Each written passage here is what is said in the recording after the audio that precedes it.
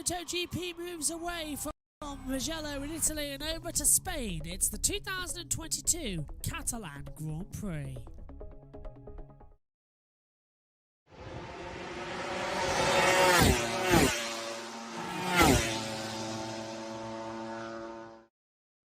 Green light is on at the end of the pit lane and away we go for the MotoGP.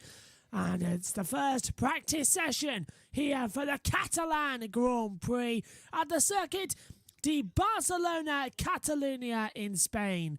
Bikes heading out there on the circuit, track temperature 37 degrees, air temperature 26 degrees as well. Beautiful conditions. We're all set for what's going to be a fantastic race. Also, great news this morning as the session ticks down as well, and it came from Marc Marquez from the HRC team. He said Marc Marquez has completed surgery on his right humerus at the Mayo Clinic in Rochester in Minnesota. The medical team have deemed the operation a success, and Marquez's recovery begins. Lasting 3 hours as well, the doctor and his team performed a humeral I can't pronounce that one, sorry guys. The surgery was deemed a success without complications by Dr. Sanchez Sotil as Marquez enters the post-operative stage of his treatment as well. Marquez will remain in the US for the coming days to guarantee his immediate post-operative recovery before returning to Spain to continue his treatment plan, which is absolutely fantastic news as well. But in the first practice session that is now, Aleix Espargaro top, 141.734. Morbidelli jumps into second. Now Johan Mir jumps to the top, 141.215. And lap time cancelled for the 51 as well for exceeding the track limits. So not good news out there for Michele Pirro on that.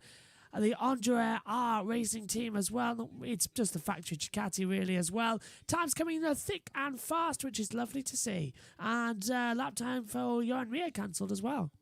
We've got 19 riders all within a second of each other. Now that is just absolutely fantastic. 13 thousandths of a second separate Morbidelli and Aleix Espargaro out there as well. 23 minutes to go. One more with Fabio Quartararo. Interested to note he's just signed a new 2-year deal with Yamaha for 2023 and 2024 as well, which is fantastic news for El Diablo as well here at Catalunya. Now this one, as it comes round turn number 12 before turn 13, and now sweeping 13s. We don't use the F1 chicane on the actual proper layout, which is great news as well. Quartararo abandons the lap time. But if we take a quick look at how things stand at the moment on the lap times, Morbidelli, look at that, 13 thousandths quicker than Aleix Espargaro. Alex Rins there in there as well. The top 19 all separated by a second, as we said as well. And everyone out there, some on soft front, medium rear. Alex Rins and Alex Marquez, soft front, hard rear. Now that is an interesting point of situations as well. But so far in this session, it's been mighty good because everyone's been out there, cool, calm, running. No one's gone down. Everyone's just getting their lap times on the board, which is all what free practice one's about. No rain on the horizon, but you never know, it could hit tomorrow. So it's important to get some track data in the first session, especially when it's 39-degree track temperature. Air temperature is at 27 degrees 45. Now 46% humidity. It's on the rise as we talk. Yellow flag, Jorge Martin has crashed out of this race. So Jorge Martin crashed turn 2. Looks like it was a fast one. So could that be that the front just dipped and he drifted out wide? We'll take a look in a second when we see the replay. 8 minutes 37 to go there. Morbidelli top. Aleix Espargaro second. Paul Espargaro third. Rins Nakagami completing out the top 5 as well. Now everyone's starting to do their really fast runs as well to try and get the situations up and running, get the bikes working. Only one on a hard rear now is Oliveira, who's also on medium front. Everyone else soft front, medium rear due to the low degradation of this tyre. Don't think we're going to see Martin's accident there either. But yeah, there we go. So the bike now being pushed back behind the barrier. Oh, hey, Martin's perfectly okay. Here's the crash then. Into turn. Oh, he's dropped it way wide. So Exeter 1, as he turns in the bike to the left at 2, it just drops and straight off he goes. Not a nice one at all. Nothing he could have done about that at all. I think the Prima Pramac team know that as well. Wasn't his fault. Yellow's retrieved. Checker flag is out then. Maverick Vinales goes second, a 1:42.96 as well. Decent time overall on the board. But that concludes the first practice session. Tap of the bike then for Vinales on the Aprilia. Back up at the front where he belongs as well. Good opening session for him as well. Quartararo, 21 laps, soft front, medium rear. That'll do a good race distance as well. So thumbs up there. This is all looking extremely good and extremely relevant. Can't wait to see what's going to happen next. Let's take a look then at the overall times for this session. Rins is still looking quick as well. He's setting some red sectors. So's Quartararo. Now he's done 8 tenths down, so he's out of it as well. Don't see anybody else improving. Vinales stays second. Rins might improve on the top spot. He's only a fraction off at the moment, and he hasn't yet taken the checkered flag, according to the monitor. So definitely can have some more time on the board as he comes out of the last corner. Alex Rins, does he improve? No, he doesn't. He's 10th. He was 84 thousandths off at the end. So, free practice 1. Here's the times. It is Alex Rins, the fastest, from Maverick Vinales second. Franco Morbidelli is third. Aleix Espargaro fourth. Paul Espargaro fifth. Nakagami sixth. Alex Marquez seventh. Oliveira eighth. Mia ninth. Bastianini rounds out the top 10. Zarco 11th, Fernandez 12th, Quartararo 13th, Bagnaia in 14th, 15th for Binder, 16th for Zecchi, 17th Marini, 18th for Miller, 19th for Fabio Di Gianantonio, Jorge Martin 20th, Remy Gardner 21st, Andrea Dovizioso 22nd, Stefan Bradl 23rd, Darren Binder 24th, and Michele Pirro is down in 25th position. Not a bad run then, and the second practice session will be up this afternoon in another 45 minutes of action. Alex Rins, though, tops the first practice session, a 1:40.101. Green light, and away we go for free practice number 2 here at the Circuit de Barcelona, Catalunya. And it looks really good out here as well. Track temperature 48 degrees, air temperature 30, humidity at 39% as well. There's a lot of action around this circuit. There's a lot of anticipation, a lot of nerves as well. This morning, we saw quite a lot of good running from the Aprilias. Can we see the same this afternoon? We're about to find out.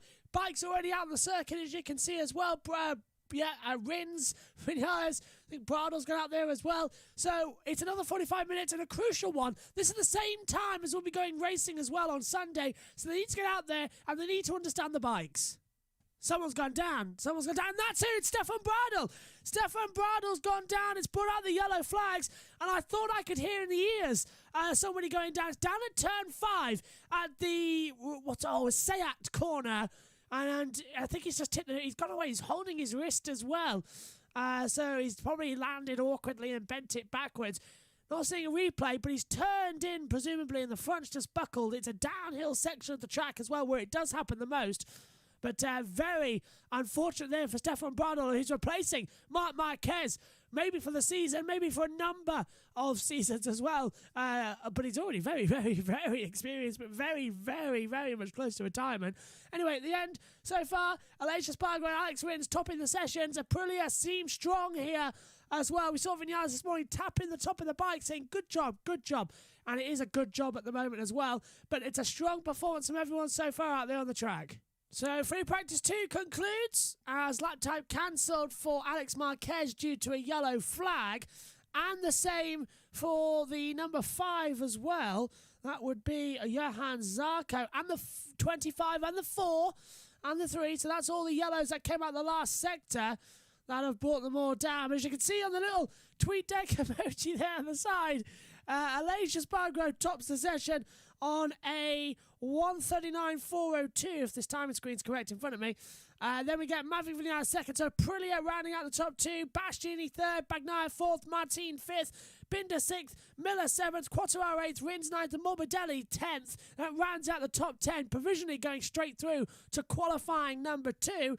And having work to do tomorrow in practice 3 if it's dry. Polaspargo, Nakagami, Di Giannantonio, Bezzecchi, Marini, Mia, Zarco, Alex Marquez, Oliveira, Darren Binder, Dovizioso, Pirro, Bradle, Fernandez, and Remy Gardner as well. Not a lot happened in free practice 2, but a lot of good things as well, where the riders now have got so much data on this Catalunya circuit that they feel confident enough to go racing. Let's see what free practice 3 brings tomorrow.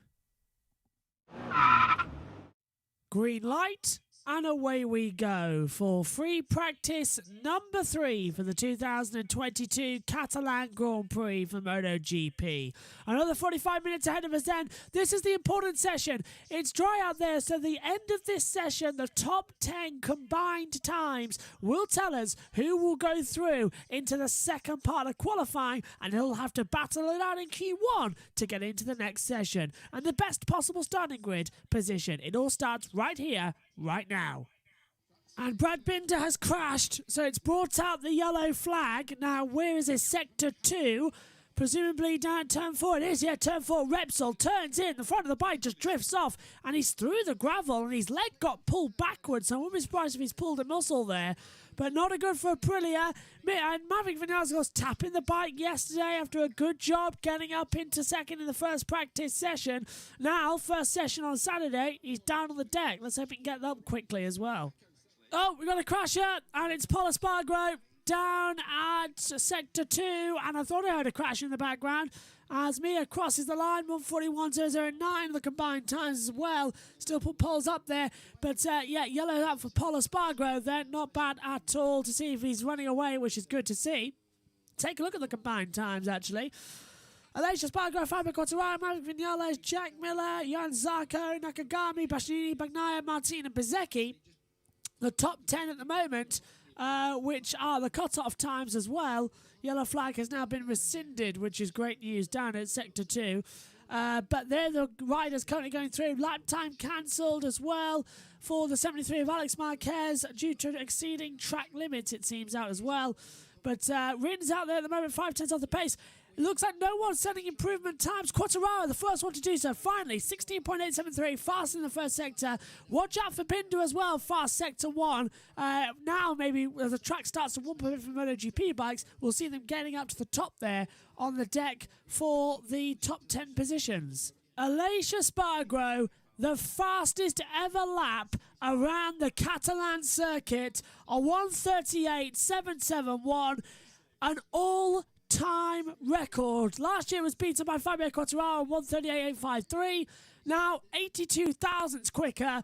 A lap record for Aleix Espargaro on an Aprilia. This man in the form of his career. Brilliant. Jorge Martin goes second, Johan Zarco goes third, so we're already improving up the board now. Polaspargo, the rider at risk, is back out there on his second bike after a crash earlier on in the session, but Aleix Espargaro still going top. Martin, Zarco, Miller, top 4, Quartararo, Bagnaia, Rins, Di Giannantonio, Vinales and Polaspargo complete the top 10, so Espargaro's bookended as well. Lap time cancelled for the 73 of Marquez and the 88 of Miller. As well for the 88 actually of Oliveira, exceeding track limits as Johan Mir on the 36 Suzuki as well enters turn 10, the long sweeper into the right-handers then of 12 and 13. And it's looking down on the deck at the moment. 1:30 on the board to go as well. Nobody setting improvement lap times. Yellow flag in sector 2. Don't know why. It was down at turn 5, 6, 7, 8 apex of the track. So maybe someone ran through the gravel. But it's back to green now. Morbidelli, that's Q1 for Franco Morbidelli. Can't improve. Maverick Vinales, P11, coming across the line. He can't improve either. Rins goes 8th. And Polaspargo goes 7th. Fabio Di Giannantonio now in trouble with 10 seconds to go. Nobody else improving. And looks like Johan Mir is going to have to go through qualifying number 1. He's down in 13th position. Bagnaia's on a charge though. Only down by a couple as the checkered flag is out. Who's going to improve their lap times then? I think Bezzecchi crosses the line, goes into 14th place. He's out of it. Miller 5th. Bezzecchi 14th. Out. Alicia Spargo goes top, takes the checkered flag as well on the board. Who else? Where else, if anybody? They're all in the last sector. Next one to cross the line, Dovizioso doesn't improve, stays 19th. Next one across the board, Enea Bastianini. Don't think he's going to improve either as our pictures freeze up here in the comms box as well. Miller 5th. Takes the flag, Mia 13th, Bezecchi out as we already knew. Cross the line, Bagnaia through safely. He goes P4, 2/10 down. Luca Marini 9th at the moment. Does he lose time? Oliveira 18th, Zarco, Martin, Bagnaia, Miller. Cross the line, Marini goes 7th. Digi's in trouble. Binder goes 16th. Digi stays 10th. And I think that's it. Nobody else making improvements out there on the track. Everyone else seems to have backed off and taken the flag. So, Alicia Spargo, Johan Zarco, Johan Martin, Pepe Bagnaia, Jack Miller, Fabio Quartararo, Luca Marini, Paulo Spargo, Alex Rins and Fabio Di Antonio are the 10 riders going through automatically to qualifying 2. Everyone else will have to go through qualifying 1. And the green light goes on now at the end of the pit lane, and away we go. The last 30 minutes of practice for the Catalan Grand Prix. Yes, we've got the warm-up tomorrow, but this is important. It's the same time we'll be going for the race as well, which means the teams are going to be getting all their important data out there as well. They're going to get ready for qualifying, and conditions have changed since this morning as well. Partially cloudy, 31 degrees. Track temperature, 55 degrees. It's 39% air temperature, the humidity as well. So the humidity's high. It's sunny. We've got a big cloud in the air, bit of wind, bit of rain in the forecast later on today as well. That could wash away the grip for tomorrow. So everyone's now looking, thinking, oh my, this could be something really exciting. Free practice 4, though, always a good time for everyone just to get their qualifying bikes set up as well. It's going to be a good one for half-hour run. So 11 minutes to go then of this session. Alicia Spargo top, proving that the combined times weren't wrong. He's still quick. Bezecchi Quartararo top 3. Zarco up there looking good. Marini, Viñales, Martin Moore, Bedelli, Bagnaia now. Johan Mir just goes 10th fastest as well. Not a lot happening in this session. Everyone just getting out there on the track again. It's more of a talking session before the final part of qualifying kicks underway. But Alicia Spargo, Aprilia are strong here. And Maverick Viñales back into the top 6 as well. This is looking good. And Brad Binder's crashed at turn 5. It's brought out the yellow flag. And it's actually his second crash of the weekend. Down into turn 5 at the Seat corner. Bike tips in. He rolls into the gravel as well. And it just tips in on the left-hand side. And bike's done a barrel roll, so it's not going to be good for qualifying. So he's on his backup bike then, bike 2, for the rest of the day. And that's going to really upset him. Alex Marquez has gone down big time in the last corner, turn 14. He has the Catalonia New Holland, and that's a big one there. He's winded as well. The airbag's gone off. He can't actually stand up straight as well. He's having to hobble back through. So let's just take a look. This is going to be a high side. Turns in. Oh, he's dropped it at the exit. That's a fast one. The visor's been ripped off as well. Bike's hit the air fence. That might be a red flag, you know, because the bike has hit it. The medical attention's there. And thankfully, he looks to be okay. Bit winded, but nasty crash there for Alex Marquez. They might red flag it if that air fence is damaged.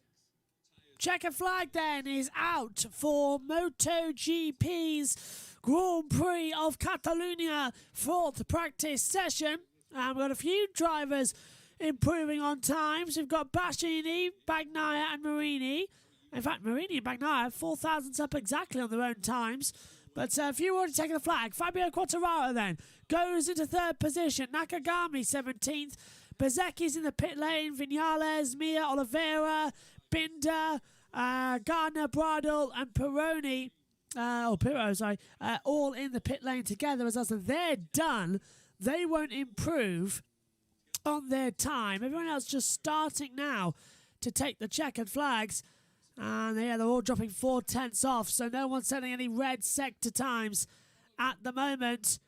So that's it. Free practice 4 seems to be concluded, which is disappointing, but understanding, because now we move on to the big one, qualifying And the championship hunt begins now with so many riders going through the first part of qualifying. It's going to be fun. Let's take a look then at the overall times for free practice 4 as they come across the line, take the checkered flags as well. Bastianini goes P9. Bagnaia will, I don't think, improve from 10th position on the board. No, he doesn't. And neither does Marini as well. All of them off the pace, nobody improving, taking the flag. So, Aleix Espargaro ends the session fastest from Marco Bezzecchi second, Fabio Quartararo third, Johan Zarco fourth, Luca Marini fifth, Maverick Vinales sixth, Jorge Martin seventh, Franco Morbidelli is eighth, and Enea Bastianini rounds out the top 10. Johan Mir, Miguel Oliveira, Alex Rins, Paul Espargaro, Jack Miller, Darren Binder 16th, Takaki Nakagami, Brad Binder, Alex Marquez, Andrea Dovizioso 20th, Fabio Di Antonio 21st, Remy Garner 22nd, 23rd for Stefan Bradl, 24th for Fernandez, and 25th, Michele Pirro. So, on to qualifying then for the Catalan Grand Prix. All eyes on Aleix Espargaro, but first up, it's Q1.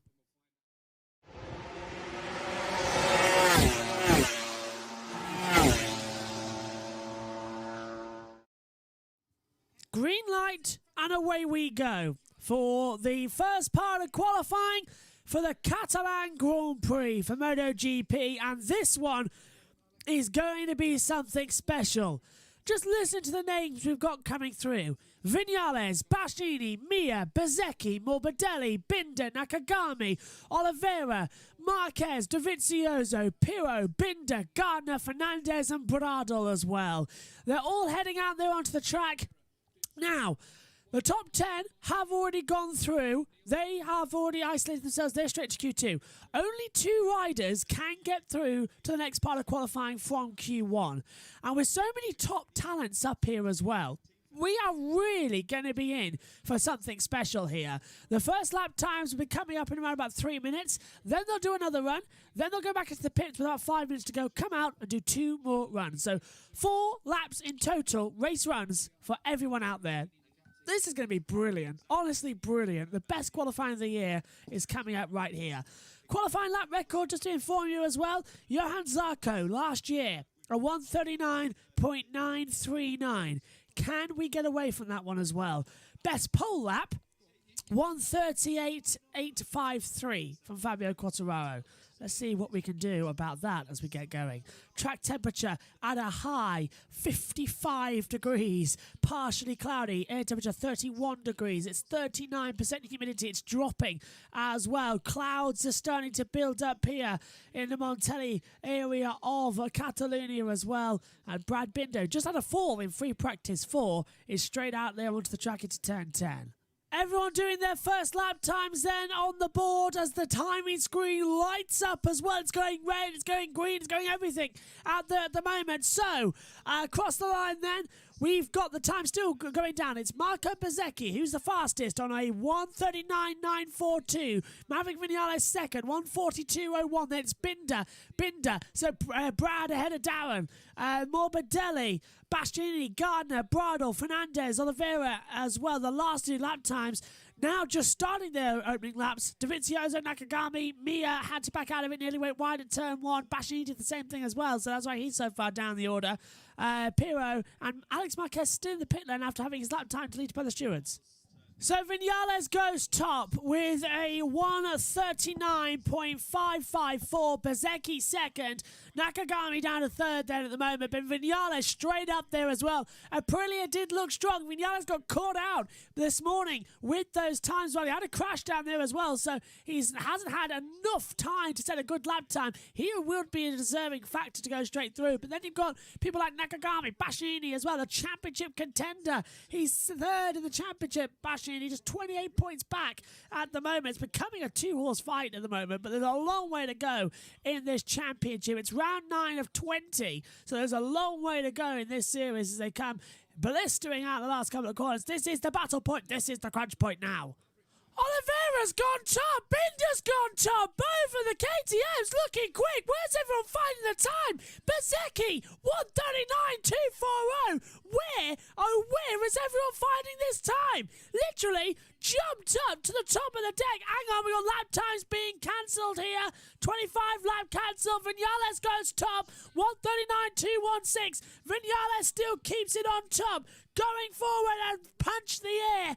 So, 1:90 to go. And Bezecchi's backed out of it. He's done. It looks like the end of Q1 will see Vinales and Bezecchi through to Q2. Binder 13th and Bastianini could be out of it as well. Bastianini could be starting 14th on the grid with a minute to go. Oh, and Binder's gone through the gravel down at turn 10. Well, he tried to save that one, but it was always going to go in the gravel. Nothing he could have done about that one, sadly, as they come back through. Got to try and hold it now. 18 seconds to go. Don't think anybody else is improving. Vinales, nope. Yep, 1:39.216 still. Mia not improving either. And Bastianini only goes third as the checkered flag comes out. Bastianini can't do it. Bezecchi improves on time. Not position. Binder 4th. Gardner 10th. Pirro 11th. Marquez, unsurprisingly after that crash, does a go. And Bezecchi gets kicked out by Nakagami. Nakagami goes second. 1:39.223. He brings the gap down to 7 thousandths of a second between Vinales and Nakagami. The top. I can't believe this. I cannot believe. Look at the gap. We'll bring it up for you. The top 5 are separated by 33 thousandths of a second. Vinales and Nakagami, 7 thousandths. Then Nakagami and Bezecchi, 24 thousandths. No, sorry, 17 thousandths. Bezecchi and Bastianini, 6 thousandths. Bastianini and Binder, 3 thousandths of a second between them. You cannot count this. A tenth of a second between Binder and Oliveira. The entire 14 field is separated as well by 0.214 of a second. You do not get that ever. That has got to be the closest qualifying I've ever seen. And it's not over because Bastianini didn't take the checkered flag. He's a 10th down at the moment. I don't think this is going to improve everything with the times being so close. But let's just see. Bastianini out of the last corner, taking the checkered flag and doesn't improve. Stays 4th. Vinales and Nakagami go through. 7 thousandths of a second between the top 2, 33 thousandths of a second between the top 5, and a gap total of 2/10 separate everything. Wow, just wow. Q2 is underway here at the Circuit de Barcelona in Spain for the Catalan Grand Prix. Alex Rins will be heading out in a minute as well out there, but let's just take a look at who's in this set for their first times. Baghdad, Vinales, Nakagami, Pospago, there goes Jorge Martin right to the top as well. It's Neil Hodgson's pick as well for pole position. Jumps right to the top, 1:39.142, and time's beginning to come down. Time's really beginning to attack. Here's the championship leader, Fabio Quartararo. Across the line he goes, and it's a 1:39.055, and Rins goes third, Zarco 6th. Alicia Spargro's not done. Bagnaya's on a fly though, so's Quartararo. Paul Espargaro then is still down 12th position. Bagnaia goes second. Quartararo coming around the last corner looking quick. Zarco's a 10th off, but it's Alicia Spargaro who is lighting up the sector times with red on the board as well. Quartararo doesn't improve on his time. Neither. Zarco goes 5th, but watch Alicia Spargaro as he comes to the line. Is he going to go top? Crossing the white line now? No! 3rd! 12 thousandths of a second. The top 3 separated by 12 thousandths of a second. You just can't write this. One of the closest MotoGP qualifyings in history happening right here, right now at the Circuit de Barcelona, Catalonia. And now their first runs are done. They'll come back in the pit lane, bolt on a new set of tyres and go again. So, Maverick Vinales goes to 7th. Here comes Pepper Bagnaia to the line. Does he go on to pole position? Yes, he does. 2 of the last 3 races. 3 of the last 4. Provisional pole for Bagnaia. 1:38.787. Now, Marini goes into 8th position as well. Timing screen's going to reject. Oh, Bagnaia's gone deep. At turn 1, it must be a cool-down lap. 2 deep at turn 1 through the escape road as well. Martin, fastest first sector of anyone. 16.672 according to those monitors as well. But that's a good time for Bagnaia. Right up there on the pace. Alicia Spargaro is looking quick as well. The game is on with 2:14 to go. Alicia Spargo then, out of the last corner, is in pole position for the Spaniard as well, having his best ever season in motorcycle racing. He's wiggling, he's nearly on the green, across the line, Alicia Pole, 1:38.742. It's closing down, isn't it? Is it good enough though for pole? By 45 thousandths of a second, Zarco crosses the line and goes fourth, 1:39.078 as well. Lap time cancelled, can't tell for who though, as Dijantonio goes fifth. Fabio Dijantonio goes into P5. Here comes Quartararo now across the board. He can't improve, stays third.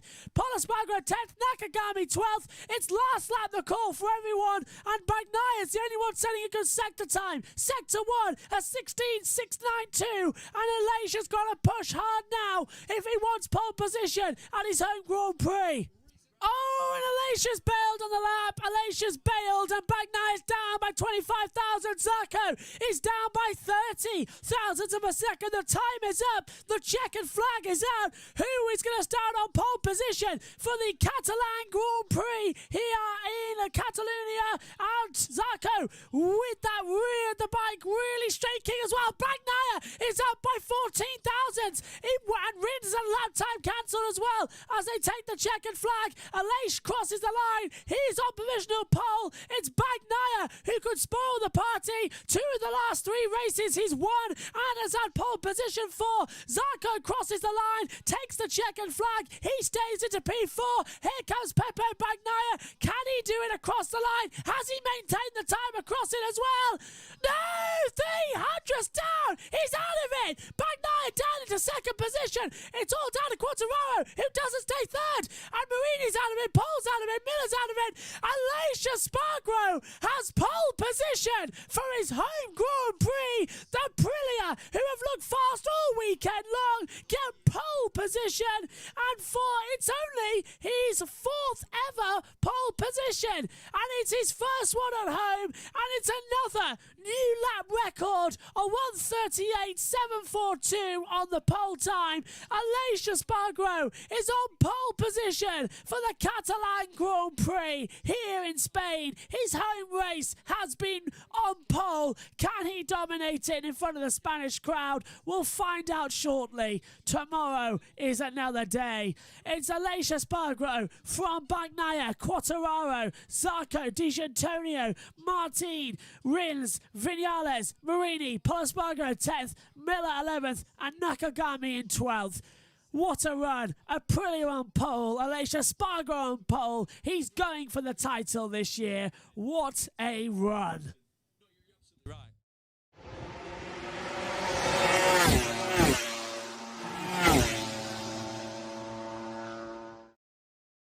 Green light and away we go then here as well. The session's been underway for 5 minutes as well. And the bike's already out there on the track. Track temperature is only at it's now at 36 degrees. Air temperature 25 degrees. The track's hotted up nicely. Humidity at 63 degrees as well. Alex Marquez is riding. He's been declared fit, even though he's crashed in free practice 4. But he's now back up and running. Goes top, 141.149. And now Vinales just behind him is quicker on a 144.19. But Marquez admitted to concussion himself, and yet he is still racing. So there's a lot of questions going on whether he should be or shouldn't be racing. My opinion is he shouldn't be racing if he's got concussion in any way, shape or form. Riding with Bagnaia, but the yellow flags have come out in the first sector. So we're not entirely sure what it's for just yet. I'm sure we'll have a look in a moment or two. But Vinales is top with 7 minutes to go. 140.135. Bastianini second. Rins third. Alicia Spargo fourth. Binder fifth. Morbidelli sixth. Dovizioso seventh. Dijantonio 8th, Marquez 9th, and Quartararo in the top 10. Right, what has caused this permanent yellow in that first sector? Vinales in the pits, so it's not him. So is Mia. And the yellow flag has been rescinded, so not a clue as to what that yellow was for or who it was for. Can't see anyone else stuck in that first sector on the timing screens. Yes, I can. It's Michele Pirro. So, Michele Pirro has gone down in that first sector. And Alicia Spargrove's crashed, brought out the yellow sector 2, down at turn 10 at the Calex. So that's a fast exit as well. So that's put out the yellows. The pole man has crashed. Doesn't look like the bike is too badly damaged, which is great news. Is that a fire on the inside or the sun hitting it? The sun hitting it, good. Not a fire, just the sun hitting the insulation on the back of the bike. See how we did it? It's not turn 10, it's turn 5 at the shoulder cam corner as well. I thought it was a bit too short of a line for it to be turn 10. They completely got it wrong. It is turn 5. It just dropped the front bike and it rolls through the gravel trap. And luckily, he's okay. Thumbs up as well to the doctor. She's going thumbs up. Yep, all good, all good. 40 seconds left in the session, and we're back to green flag conditions.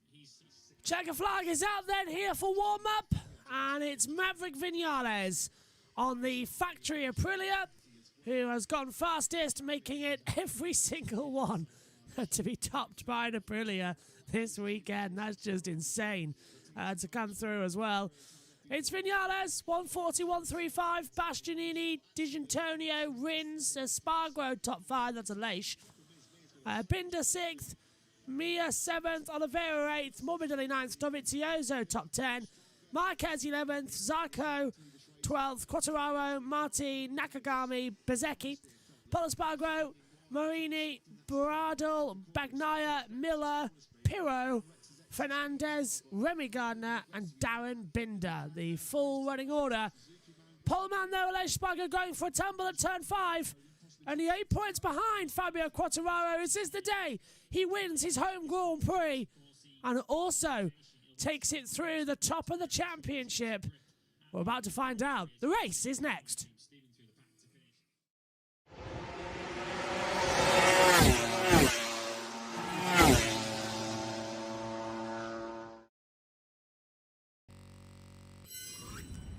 Hello everybody and welcome to the Catalan Grand Prix. The atmosphere is already going through the roof. We can't wait to get started and neither can you. It's the only race on the calendar where 2 national anthems are played as well, due to the disruption in the region as well, with the Catalonians believing that they should have more independence as well. So there's a rift between the two. But I think one of the perfect ways is to give them their own Grand Prix. When Formula 1 come here, it's the Spanish Grand Prix. When MotoGP come to the Circuit de Barcelona Catalunya, it's the Catalan Grand Prix. We've got about 3 minutes and 24 seconds according to the countdown before the formation lap starts as well. The drivers just on the grid getting ready as well. The anticipation is building here as well, as Megan Birch is alongside in the commentary box, just walked in to the background as well. And she's trying to mouth something to me, which she should learn by now is absolutely pointless when trying to tell me something as well. It's absolutely pointless trying to tell me anything. Good morning, Megan. How are you doing today? As she comes through. As we've got 2 minutes 50 to go until the formation lap. The car's just heading down on the pits. Yeah, you can talk to me as they come through as well. And Megan's also walked in as well and just told me that it's raining outside. So is that what you wanted? You could have just said it's raining outside. Is that why your hair looks such a mess? Yes. The humidity is out there. I've been locked in the box for about 2 minutes 30 anyway. We're almost all set to go. Catalan Grand Prix, Megan. 2 minutes 30 into the formation lap. Alicia Spargo on pole position for the first time on home soil. Bagnaia Quattararo alongside. Who do you think is going to take victory here today? Hopefully Zarco. Because I like Alicia, though Zarco needs one. Especially for the new purple. Julia said the same thing as well on the Grid Network show last night. She said that it'll be Johan Zarco as well taking victory. Okay, well, we are moments away from the formation lap getting underway as well. Now, the majority of the field have gone for a soft rear tyre, medium front, to try and deal with the high temperatures here. 55 degree track temperature, air temperature at 30 degrees, humidity 47% as well. So it is skyrocketing out there as well as we get ready for this one then. The 2022 Catalan Grand Prix. Sunshine as well all the way around. Aprilia have been fast all weekend. Can they take pole positions to victories? Alicia Spargo will be wanting to do that. Watch out for Maverick Vinales as well, starting 8th. He's going to be one to watch. Stand by for action, though, for the Catalan Grand Prix. It is coming right here, right now. Quartararo 3rd, Bagnaia 2nd, and Alicia Spargo has pole position for the Catalan Grand Prix.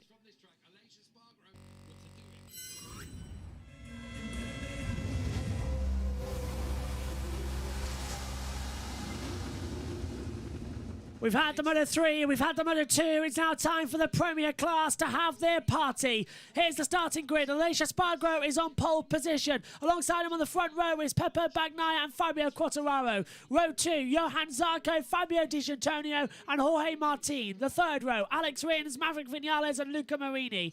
Row 4 sees Polo Spargo, Jack Miller and Takaki Nakagami. Those who went through Q1, the fifth row, sees Marco Bezzecchi, Enea Bastianini and Brad Binder.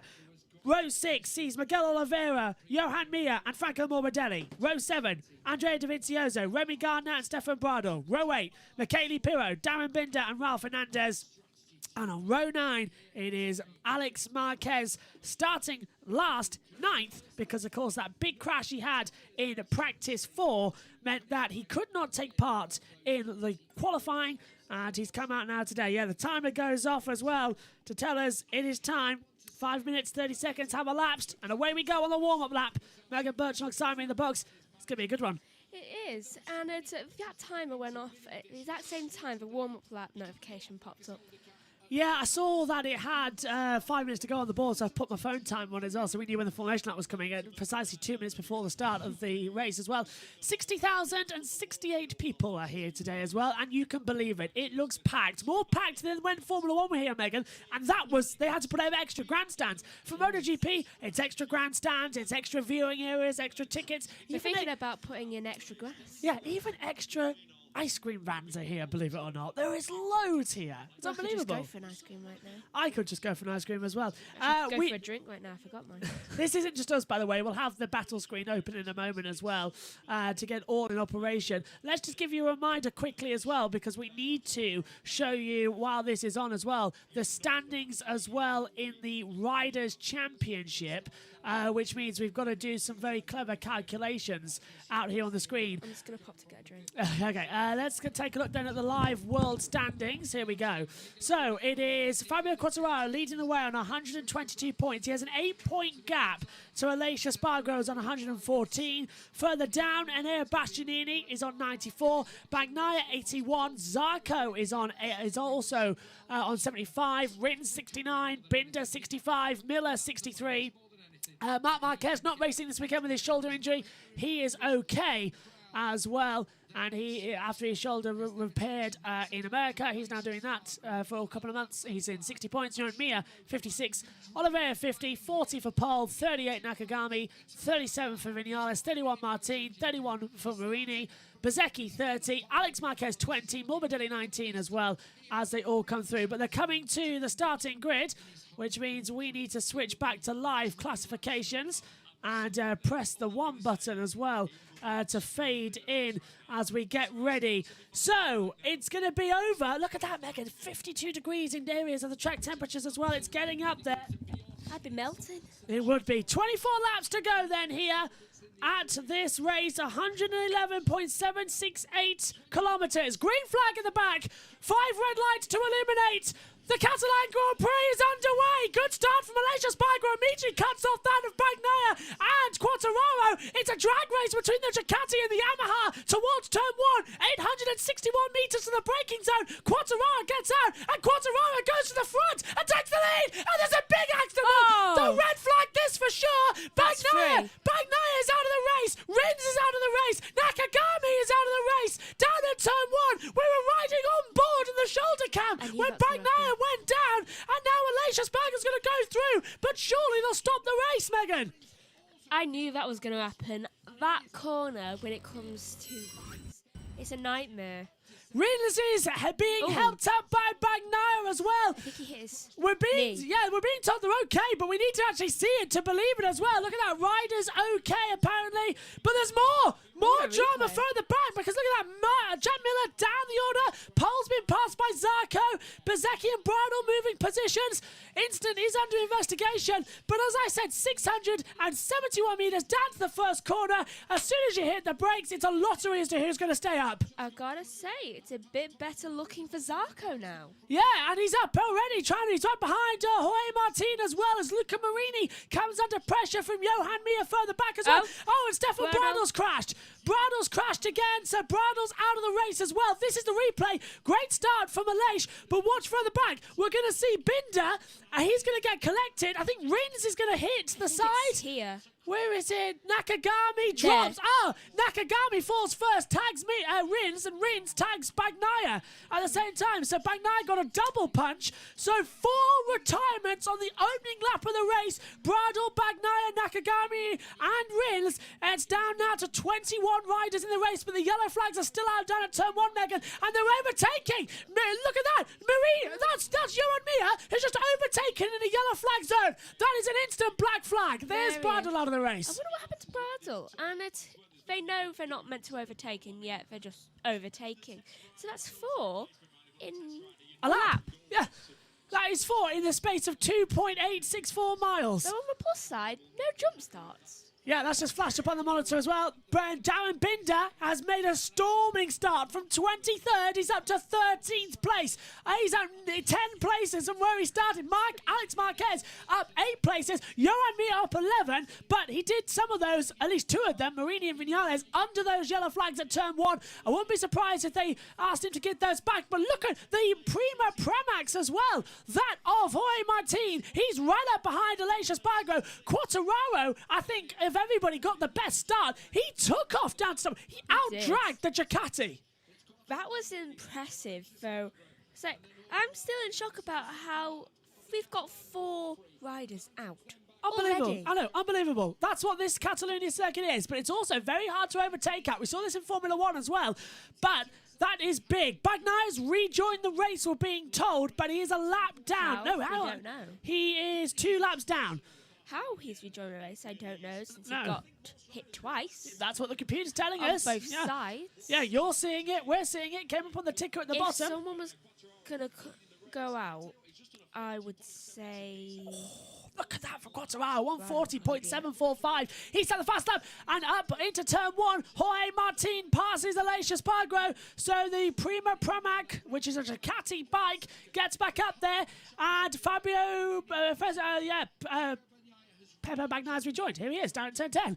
There he is. That's still his opening lap, by the way. He's yet to complete the lap. But anything can happen. He's now terrified of turn 1. I wonder if they might tell him to box it, although it's always worth it because he could still get points. Every point matters. It's still so early in this race. Every point matters in this World Championship as well. Now, I haven't got the time. Let's have a look. So he was 41 points behind Quartararo. He's going to drop now currently 66 points back behind. Order 66? Yeah, as we cut to the halfway stage of the season as well. Bagnaia's into the pits. He's out of the race.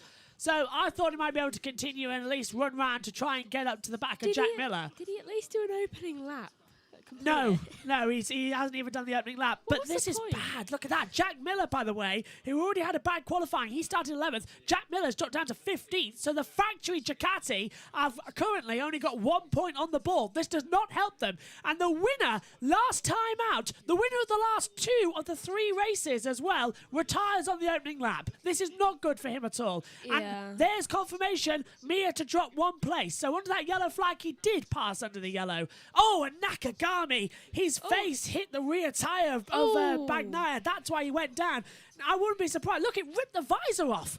It ripped his visor. So look, he gets a tap from Paul Espargaro, drops it, and it's his actual face that hits the back tyre of Bagnaia and rips off the visor. Did you see how his back just slammed into the track? Yeah, Mir to drop 1 position due to overtaking under yellow flags. Exactly as we called it, that happens, and he's let him through. Mir's let Marini through. So Luca Marini on the Mooney VR46 bike as well, up into 5th place here at the Catalan Grand Prix as they come through and swing round. It's lap 4:24. Oh, and that's a big jump there from an there, Bastianini, who was making moves up the field, but he nearly dropped it coming out of turn 4. Big twitch on the bike, and he just managed to save it. This is not good for Bastianini. Bad qualifying. Needs to get up there in the points. We saw him do it last time out in Mugello. Needs to do it again here. I just realised I don't think Nakagami's airbag deployed. I don't think it did, no. It was such a hard hit. He hit that... He hit the ground... And the bikes. Without any air. Yeah. To protect him. So they should really check on him. And it hasn't lasted long, though, Marini being in 5th, because he's just been passed by Mia. There we go, up the inside at turn 10 at the Calex. It's like, surprise. Oh, but Mia's gone wide, and look, Marini's took it right back again, coming into turn 12. Brilliant bit there of gamesmanship from Luca Marini. And now, Johan Mia, who has, I believe, got the medium front, medium rear combination, the same as Marini, as now just going to go all out battling together as they come into turn 14, the Catalonia New Holland corner. So it's all eyes up front. Now the slipstream begins. Is there something wrong with Miller's bike? Yeah, he had a bad qualifying, and now he's dropped right down. Where is it? Miller's down to 17th place. Ducati's out of the points as now we see all drama into turn 1. Mia gets ahead of Marini, and Bastianini gets through on Polo Spargo and Maverick Vinales. So Bastianini moves up to 7th position. He started 14th on the grid. Yeah, Megan. Pack racing because you never know. Yeah, Rins. See, his airbag didn't. That's Rins. Yeah, his airbag didn't deploy. And neither of them did. He's holding his wrist as well. Let's take a look at it again. So Rins on the outside. Look, Nakagami drops. You're right. The airbag doesn't go off. His face, his visor gets ripped off. His visor gets ripped off. He hits the ground. Like both of them, neither of their airbags. Oh, Rins looked like a rag doll. That was horrible. He was sat up there just scraping on his bottom as he came through. Neither of them had their airbags deployed. No, and I think they need to check that because that's faulty. If Nakagami doesn't have concussion from that, I'll be very surprised because that was such a hard whack on the face as well. It ripped the visor completely off. I would have expected them both to have their airbags deployed, though neither of them did, which is actually very concerning because, for example, what if Marquez's airbag didn't deploy when he damaged his shoulder? Bezecchi's crashed. Marco Bezecchi's crashed. He's dropped down the order. So the other Mooney VR46 bike has crashed out. Rider okay, according to our TV pictures, and it's in the gravel. I believe that's turn 10. Did his deploy? No. No, his didn't either. Okay, these are faulty. I'm just calling it. It is down at turn 10. How does it happen? Oh, as soon as he was turning in mid-corner on the left, the front just buckled in, and there's nothing you can do. We've seen that so often this weekend down at that part of the track at turn 10. He really didn't want to let go of that bike, did he? He was. I wonder if that's why they're not deploying, because the airbag deploys when the driver physically leaves the bike. And because they're holding on, Rins held on and then it flew off, then it didn't deploy. But Nakagami held on to the bike when he hit the back. So maybe that's what's causing the airbag not to deploy. Anyway, just quickly, because we've got action further in the mid-pack as well. That's Polo Spargo. He's been passed by Brad Binder. So Bezecchi's got back. That's probably going straight to the pit lane, though. Yeah, it's probably good that he didn't let go of the bike. Yeah, so yellow flags have been retrieved in now as well, which is great news. So this is the battle we're watching for, I believe, 9th place, which is Binder 9th, Oliveira 10th. And 11th for Polo Spargo, D'Antonio in 12th. No further action after reviewing incident involving Nakagami, Bagnaia and Rins. I think that's because it wasn't actually done deliberately. It's just it was contact between all of them. Nakagami wouldn't have chosen to have his face smashed into a wheel. And he had his rear tyre touched by Polo Spargo anyway, so really Pol should have been investigated for that one as well. But Bezecchi's coming to the pit lane, so he's retired from the race as well. But this is fantastic. Again, look at this. Fabio Quartararo, who won the race here last year, has got a 2-second lead to Jorge Martin. Aleix Spargo seems to be saving his tyres as well. He's staying with Martin, so he's definitely got the pace to stick with them, but he is just holding the back. But this is, again, Quartararo just going out the front as well and having the pace to run for it. 5 riders out in 7 laps. Yeah, so we're left? 20 left. Bezecchi, Bagnaia, Bradon, Nakagami and Rins out. That's almost one a lap. It is almost one a lap, yeah. 5 and 7, so someone do the maths. Who's going to be left? Yeah, well, we have 3 on the opening lap, to be fair, as well. Maybe it's not a case of lucky thing who's cursed, just who's going to win the race. Oh, Pole's dropped down to 12th. He's been passed by Fabio Di Gianantonio. Marini will survive. Marini will do. Oh, good. Mara will be happy with the race win for his brother. This is Maverick Vinales then battle for 7th. He's right behind Enea Bastianini, who's moved up about 6-7 places as well, starting 14th. Now running in P7 on that Grenesci Ducati bike, and rumoured that Bastianini is going up to the factory Ducati next year to replace Jack Miller, and that Miller's going to KTM, and Oliveira is replacing Bastianini at Grenesci. So a bit of side swiping going on. That's the current rumour, if I've got it right. That'll be interesting to see. We'll bring it to you as we know it, as well as silly season is well and truly underway for MotoGP. But once again, we're seeing the battles. Maverick Vinales closing in behind Bastianini. Now we're coming out of turn 9 at Kamsa.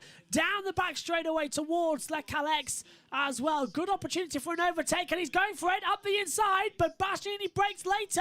Vinales doesn't want to send it up the inside as well and risk dropping it as well. Suddenly, a track where you can't overtake at in Formula 1, in MotoGP, anywhere. It's getting very easy. It's getting very easy. We saw loads of overtakes in Formula 1 Spanish Grand Prix, and now there's so many overtakes going on here in Catalonia. I don't know what's changed, because they haven't redone any of the tracks since last year, but this year we're just seeing more racing. Maybe it's the track temperatures and the air temperatures making them go crazy. Yeah, and they're helping the tyres work a bit better as well. But also, yeah, rider fatigue is a big issue. Have you noticed how they all seem to do a little wiggle at turn 9? Yeah, coming out of Campster as well, the bike sort of wiggles the back of it. It's like, I think it must be the sun's shining on the area. Yeah, well, it is. So it's like, yeah. Turn 9 is the highest point on the track as well. But it's definitely going to be affecting it. Believe me, I've been there.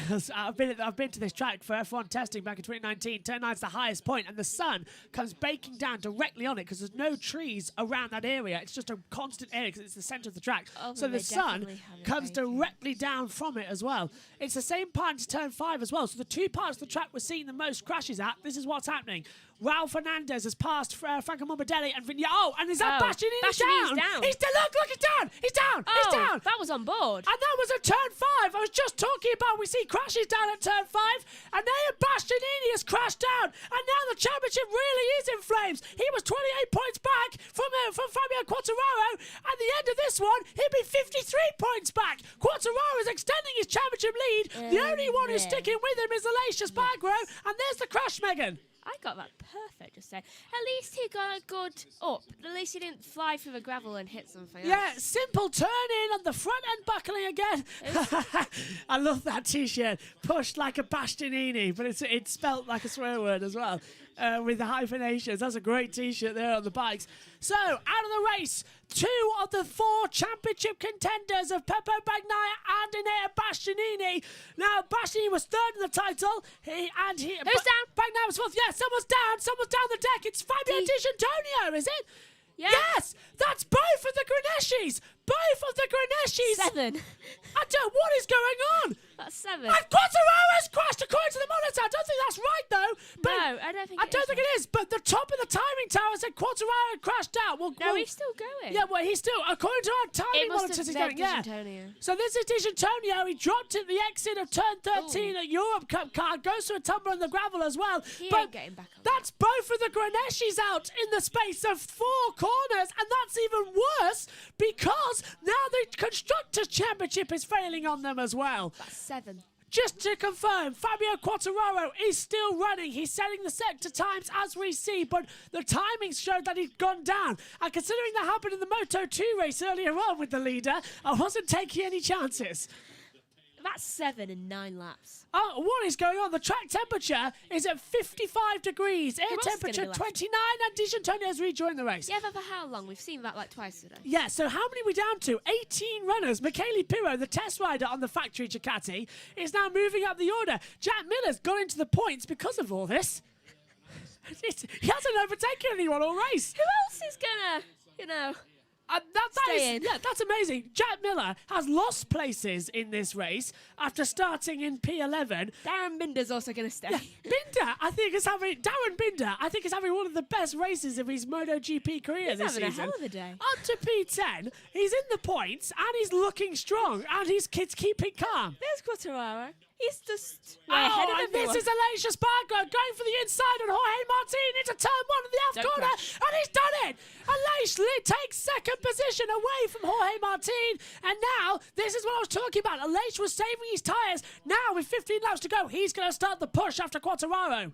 You know, I don't know how I would feel being one of those marshals standing there in the open without a barrier protecting me. I would just sort of back up. Oh, Martin, again having a break. So look at this. Bastianini will be 53 points back. Zarco will move up to 4th and be 59 points back. Quartararo, his nearest championship rival, will be Aleix Espargaro. Aleix Espargaro, the 32-year-old as well, who's only won one Grand Prix, has been around since 2004 and only won that race this year. From no wins to having a win and being in the championship. I don't know what to say about it. I really don't. I've never seen this before.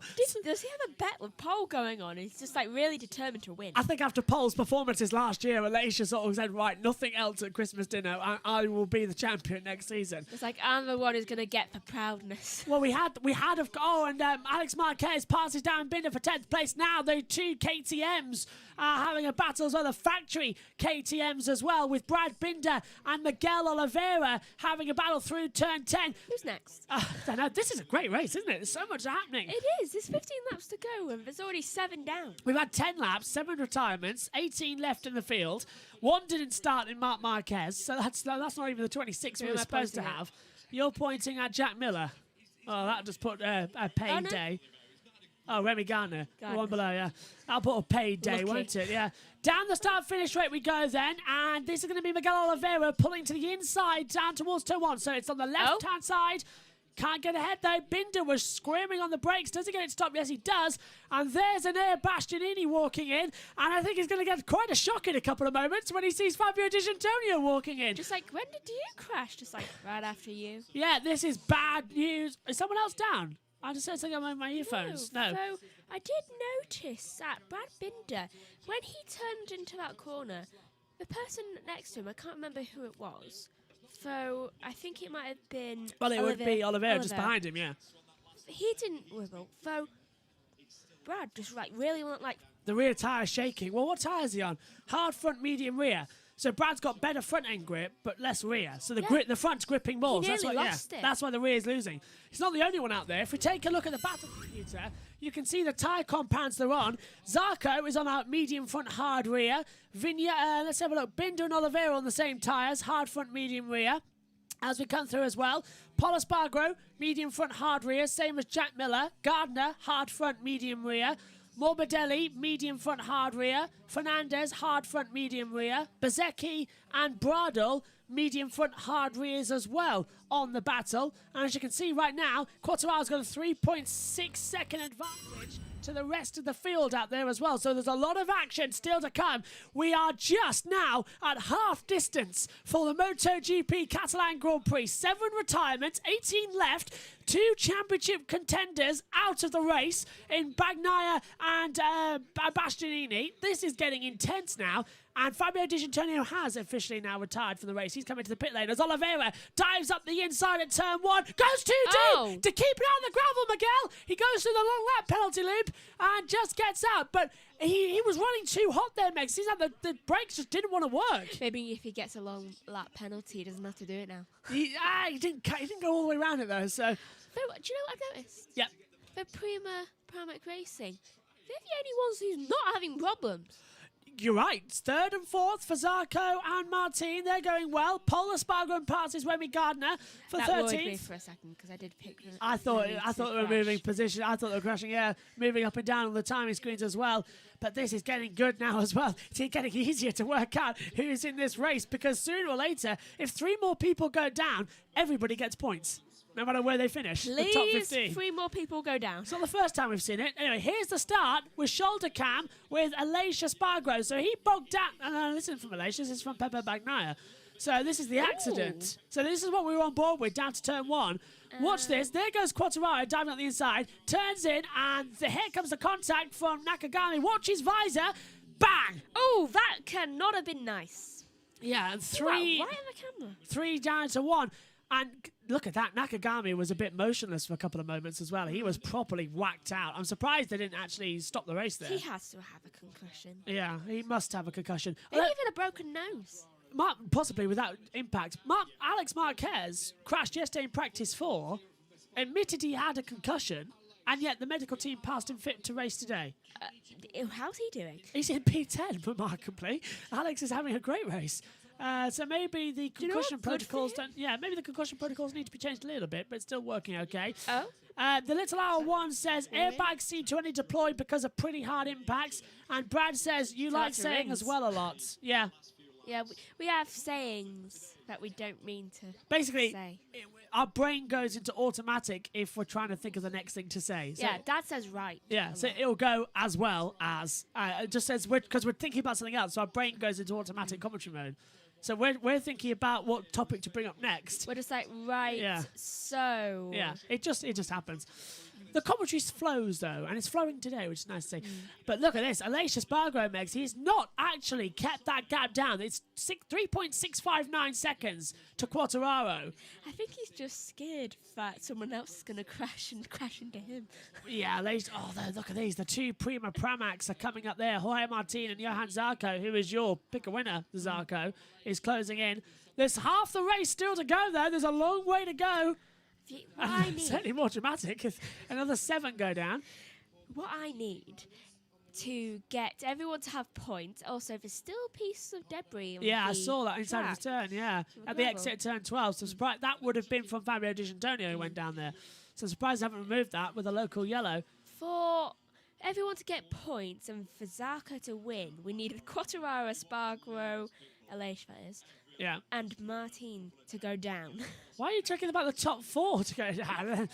That would be I'm not talking about Zarco. If he wants to win, then everyone get points. Just the top 3 then to go down. No, I would love to see Aleix win his home race as well out there for the first time. Although Fabio Quartararo looks like he's going to have something to say about that as they come. We're now watching the battle for second, and it seems to be the closest one on the track. Although I'm looking at Miller, Darren Binder, Gardner, Morbidelli, I want to see and Paul Espargaro, Morbidelli. and now Dovizioso. They're all close together. So the battle further down the pack is interesting. Maybe if Dorno could show us that instead of the top. Oh, you ask, you shall receive. Here's Marini. Yeah, Marini in P6 with Mia P5. If the timing screens would work. So Ducati trying to close in again. Do you know, I always see a number and then it takes me so long for me to actually find it when I was looking at it before. I know you pick one out and it takes ages. At least we've got on the timing screens, we get the numbers, which does help a lot as well. Fabio Quartararo then, 4.1 seconds. He is quicker than Aleix Espargaro out there. 3/10 Espargaro has to Martin as well. So this battle is hotting up. It seems to be the way today. Moto 3 was a proper fight for the lead. Moto 2 developed into the fight for the lead after they went down as well, and Dixon got involved. Okay. But now it seems to battle for second again. It's too similar today. I hope that it gets more exciting for the actual overtaking part of this, not the crashes. Though I keep getting very, very worried because Gardner keeps going down. Yeah, Remy's dropping. Darren Binder? Remy Gardner's going down on the order, yeah. Every time he goes down one, I think, have I cursed him to crash? And there is Raul Alejandro? Raul Alejandro? Apparently he's a singer. Wrong person to ask for me. I don't know any singers. It was quite embarrassing last night. We know songs, we don't know who sings them. At the Queen's Jubilee party last night, we were watching on the television, and so many singers were on. We had no clue who they were. We still can't figure out who one of them was. Yeah, so embarrassing as well. What we need now is Ian Birch to come into the box because his dad would know who they are. He doesn't know one of them. Yeah, we still can't work out that. Anyway, battle for second. Aleix Espargaro, Jorge Martin, Johan Zarco. That seems to be who we're focusing on right now from Dorna's TV pictures. As well as some of the riders have retired, get lifts back to the paddock from the circuit. They've retired in a lot of places, but Bezzecchi, Bagnaia are already there. Gardner's dropped behind Morbidelli now as well. See what I mean?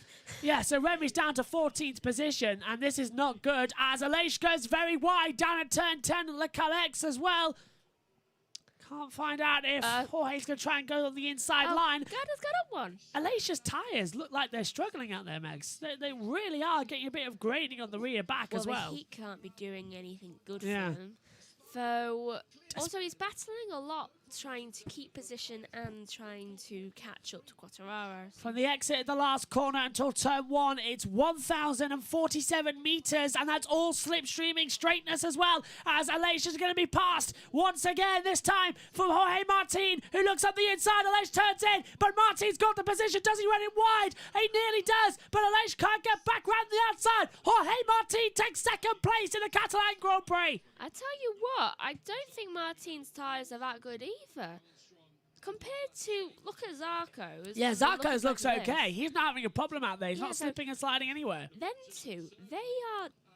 Look, it looks like you've got flat spots on both of them. It looks like you're rolling a coin down a hill. Flat spots can happen on a motorcycle as well. Just like to put that out in case you don't know, because sometimes the rear of the bike comes up, so when it comes back down again, and then it scratches. Yeah, it scratches itself when it comes back down because the rear speed isn't the same as the front speed. And due to turn 9 and how hot it is and how it's the highest point of the track, yeah, it could easily. It just puts loads of black lines down as well. Good move there from Jorge Martin up the inside at a difficult point, and he did well to pick it up for turn 2 and defend from Aleix, I thought. He did do well to do that. He managed to get through there very gracefully, as it were. Oh, nice word. There's Fabio Quartararo in the top picture. Well, he's just disappeared now, but 4.9 seconds. Can he break 5 before he crosses the line to start the next lap? 9 to go. It's about to come 8 to go. 4.933 the gap at the moment. And this is another example of when Fabio Quartararo gets out at front, he becomes a menace. He's just signed a new 2-year deal with Yamaha. I asked Julia in the Grid Network show yesterday, with their inconsistency this year, is that a good thing or has he made a bad decision? And she says, with everybody else being such messed up at the moment, not getting their bike together, it was safer to stick with Yamaha as well, because they seem to come together now. When they get to European season as well, which is now, they're going for it. They really do go for it. I think it's because they feel more secured there because of the tracks. And I've just worked out as well, next time out, there's Aleix's tyres, and there's Megan, you're talking about the graining on the inside fronts as well. The medium compounds are now beginning to blister, and this is not doing great. Captured 25,000 frames per second. That's a lot of flat spots. A lot of flat spots. 8 to go then here at Catalonia. And Aleix is trying to hunt back down Jorge Martin. Zarco's just coming with him as well. And Paul Espargaro's dropped to 17th place. He's been passed by Raul Fernandez. I think you might have seen that switch around on the timing screens just a second ago. I would not like to see a puncture. Oh, that's Martin lifting up the front of the bike at turn 7 and 8. Now you're at the highest point at turn 9.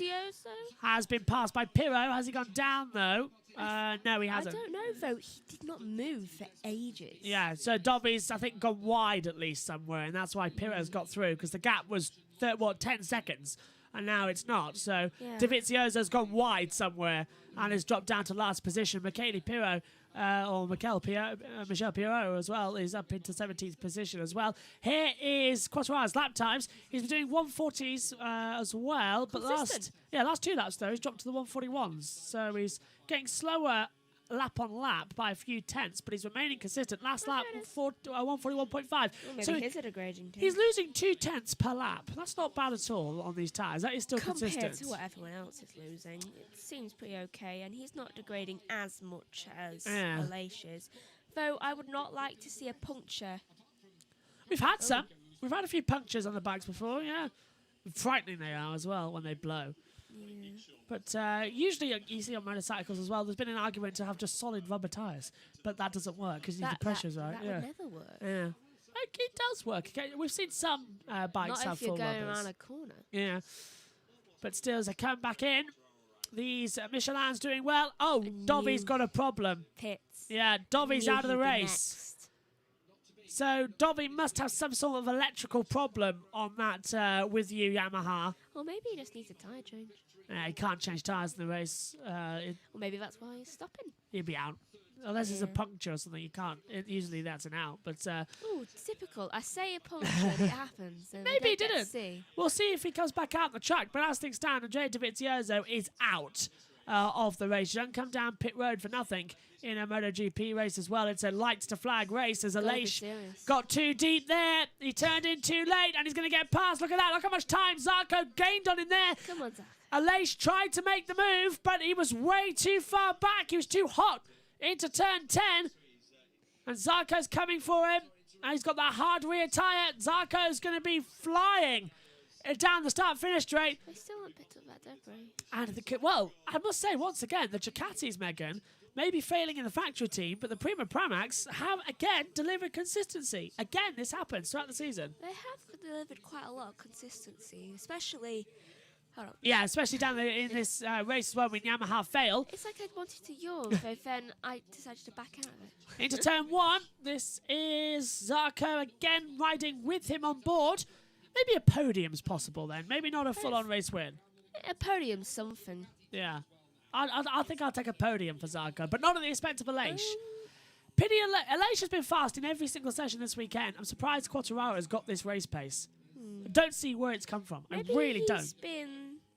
Maybe he's been trying to hold back on it so that he doesn't mess up his bike. You've got to think, how close would it be if Bagnaia was still in this race? 2 of the last 3 wins Bagnaia's had. Oh, France and... It'd be this close. Yeah. So, look at the middle of the timing screen. Like, I'm talking Oliveira, Marquez, Miller. Yeah. They're closing down, yeah. Gap is closing between them, 0.3, and as well. So there's a lot of action out there, but the TV direction is not showing it. This is sadly turning into quite a usual Catalonia race where it's difficult to overtake. So 17 riders left in this race. Dovizioso has officially retired as well, along with Di Giannantonio, Bastianini, Bezzecchi, Bagnaia, Bridle, Nakagami, and Rins. I'm surprised that Marquez and Vinales haven't gone down yet. Yeah, where are they on the board? Yeah, and they've both got soft rear tyres, so I don't understand how the heat hasn't baked them. Yeah.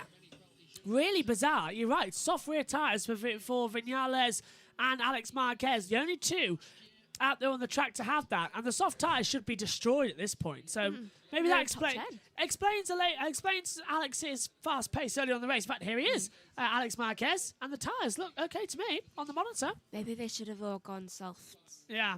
I couldn't take the risk, I suppose. Track temperature is, as I said, and you can see it directly below me here, 55 degrees. Out there as well. Humidity at 50. Air temperature 29. It's really hot, but Martin's made a mistake. Aleix just come back for a second bite of the cherry, and he's coming down the inside to turn 5.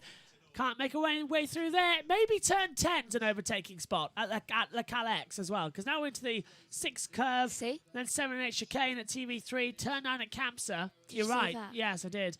Zarco's tyres are drifting as well. Right, here's turn 9, Kamsa. We're on board with the helicopter camera. I'm looking at all 3 bikes turning in. Yeah, there's the wiggle from Zarco. From Martin. Nothing from Zarco. Aleix got a better exit down to turn 10. Brakes way too early. I think are going. He could trail brake that a little bit more. They're all braking way too early. They could trail brake it in and just see if he can drift it. They're getting way too close to the curbs. Yeah. And that's not going to do anything for the tyres because then they're going to be slightly riding the curbs and that's just going to cause more destruction. If you touch the green during any point in the race, you get 3 attempts. On your 3rd, you'll get a penalty of a long lap. But if you do it on the last lap, and if you touch the green on any point on that last lap, you will drop 1 grid position. So that is a big worry for everyone. As down the start-finish straight we go again. Aleix pulls to the inside line. He's on a much easier braking line for 2nd position. Martin knows it was coming. Can he try and get the cut back? No, Aleix defends it. Aleix Espargaro takes 2nd place for Aprilia. I think Aprilia are just happy to try and keep up there with Quartararo. And they're just happy with the amount of podiums they're getting in the past couple of races. They are changing their engines and colours to purple. They're really working out for them. Great stuff as well. Great stuff for everybody out there this weekend. Aprilia changed the engine. There's Aleix Espargaro, look on the Aprilia. Changed the engine at the start of the year. After the 2-year freeze, they've used their concessions well. It's been a magical one for them. And now they're in a title hunt. It's just a shame Vinales can't get up there because he's down in 7th. It's quite a shame. He was 2nd in practice 1. That's what's shocking me. Yeah, Vinales was 2nd. He left off the bike, just tapping it as well. He tapped the fuel tank. Good day, then. Yeah. Though, do you notice how all 3 of them are just like in a little pack, and then just like when they go around a corner, just like there's Mia. Yeah, Mia's right there at the back, isn't it? 3.7 seconds separating them. Just like don't forget me. Yeah, he's coming down, isn't he? He's still closing down, but Quartararo is 5.8 seconds ahead He is, once again, this is another run from Quartararo. Like what we saw at Portugal, he hits the front, he'll just take off. We saw it at Silverstone. In fact, didn't we say at Portugal, this is the race exactly like Silverstone last year? I think we might have. Yeah, Quartararo hits the front, and he's gone. It's just straight away gone. He's nearly done Sector 1, and they've only just got on to The first, this lap. 3 to go here for the MotoGP Grand Prix of Catalonia. Sadly, doesn't look like it's going to be a classic. Very dramatic start, important for the championship, but I think it's been a bit of a letdown, which is often at this circuit.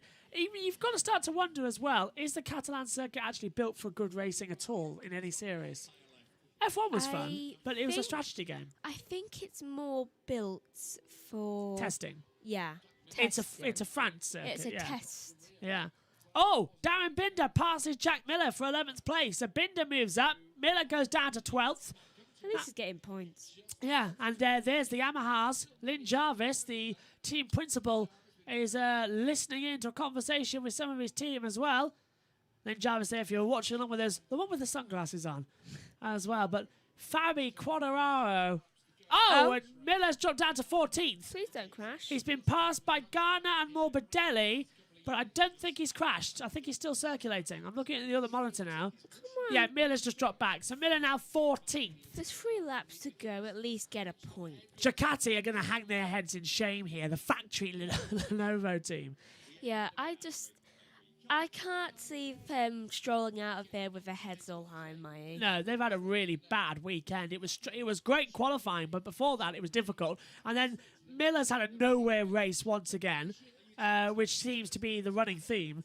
And Bagnaia just gets taken out at the start as well. We got robbed, really, of what could have been a fantastic overtake for the race lead. But it's too inconsistent from Bagnaia this year as well. Retired in Qatar, 1 point in Indonesia, 11 points both in America and Argentina, 8 in Portugal, 1 in Spain, retired in France, 1 in Italy, retired in Catalonia. It's too inconsistent from him. And then compare that to Quartararo, 7 points in Qatar, second with 20 points in Indonesia, 8 points in Argentina, 9 in America, victory in Portugal, second in Spain, 13 points in France, second in Italy, a win here. He's being consistent, and that's how you win the titles. That's how Johan Mir did it back in 2020. He was Mr. Consistent. He only won 1 race that year, and he won it after he won the championship. It's just too much, isn't it? Yeah. It's too much. I cannot believe what I am seeing right now. The fact that Quartararo goes from barely having... Let's look at Quartararo's I just track did. record. Yeah, but I'm looking at it for myself. Yeah, Mia's, by the way, closing in. 3.4 now. 3.3. To the back in this battle. Look at it. It's very inconsistent. It's like... It got consistent, though, after Portugal. Once he came his first win, he started getting more higher-end points. He had 2 bad races, though, as you say, in Argentina and America. But it's Bagnaia. He's really had the bad season. The same... Yeah, I need to get that a sec. The same could be said for Enea Bastianini. Victory, then only 5 points. 6 points. Victory, then nothing. 8 points. Victory, then nothing. So... It's like every 2 races... Every two races he wins. Oh, so we know who's the winner next time. In Germany. Yeah. Last lap, the call, by the way. It's just started. Fabio Quartararo into turn 1. This is the last lap of the race. Martin's passed. There, that's it. Spargo. Alicia's got a problem. Alicia's bike's died. Alicia's bike. Oh, he thinks it's flag. He thinks it's the flag. I don't think he's waving to the crowd. I don't think he thinks. Has the bike died? He's giving thumbs up to the crowd. I don't know what he's doing. He thought it was the last lap. He thought it was the last lap. I don't believe it. He thought it was the last lap. He thought the checkered flag was out. That's embarrassing. He lost the podium. I don't believe it. He looked round. He saw the monitor said last lap, and he got going again. Alicia Spargo thought he'd finished second. Martin's gone through. So Zarco. Alicia Spargo has had an absolute moment. He thought the flag had come out. I thought, why was he giving a wave to the crowd if his bike's just died? He thought it was the checkered flag. That's embarrassing. Now, did they see the flag? Was the flag actually out? I hope for his sake it was. If it was, we go back to the last complete lap. And worse for the Zarco brothers. Pole just went into 17th. Oh my Not God! a good day. When it is a good day now, it's going to be maximum advantage. Mr. Consistent does it again for the second time this year. Fabio Quartararo won in Portugal and wins in Catalonia to conquer the continent. And then we go to Marini in second. Martin second. Zarco takes third. My brain is gone after that. Aleix Espargaro crosses the line in 5th place. And hangs his head in shame. And there's the checkered flags, 2 of them to make sure. How do you think it was the last lap before? He wasn't even near the line. Fabio Quartararo wins for the 10th time. Look, he's hanging his head. He knows what happened. He threw away a podium there. Look, that's embarrassing. It is. That is so embarrassing. I wouldn't want to be him. He threw away a 2nd place because he thought it was the last lap. These things happen, but how embarrassing and how crucial for the World Championship that if it comes down to a point, he could have got 20 for second. Now, he's only going to get about 10. That is so embarrassing. I would not want to be in. That is so bad. Look at that. Here's your race win then. I'm feeling second-hand embarrassment for him. Fabio Quartararo wins and gets 25 points on the day that 2nd, 3rd and 4th in the Riders' Championship all made mistakes. Quartararo remains consistent. Oh, piece of debris flies off. The Frenchman is on course for a 2nd World Championship in a row. Jorge Martin, though, gets a podium in 2nd. A great race for him. And Johan Zarco takes 3rd. Your pick and winner does get on the podium. Yay! So in such an embarrassing way. How do you think it's the last lap? Oh, there he is again. Oh, now he's waving to the fans. Let's take a look at it. So, okay. I don't want to see it again. Comes across the line, and he thinks he didn't even look at the flag. He thought it was the last lap. I thought the bike had died. But, let's listen. L0. L0. That's what his dash said it. So maybe someone's put L1 and he thought it was the last lap, but... Oh, his dash said L0, so he thought it was the end of the race. Oh, no. And how did that happen? Alex Rins has been disqualified. Why? Alex Rins was in this race. He didn't crash. Alex Rins crashed at the start, didn't he? Yeah. Yeah. Alex has gone down. Bradle's out. How can you disqualify someone who never even made it past lap 1? I don't know what happened on the timer screen. It just moved around. Aleix realised, but he cut the green. He cut the corner. But he did fight back for 5th. But is that a penalty? Because he cut the green? I don't know. We were already talking about that rule beforehand. I don't know. I feel like... that is a first. I feel like I won't give it to him. He already lost so much. I have never seen a rider forget to do a lap before. Look at that. Quartararo now has a 22-point lead in the championship over... and Bastianini moves to 3rd. Zarco moves into 4th. Bagnaia's out of it. I don't believe it. Hang on a minute. That's not allowed.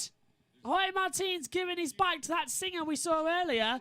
Raul Alajo, whatever his name is.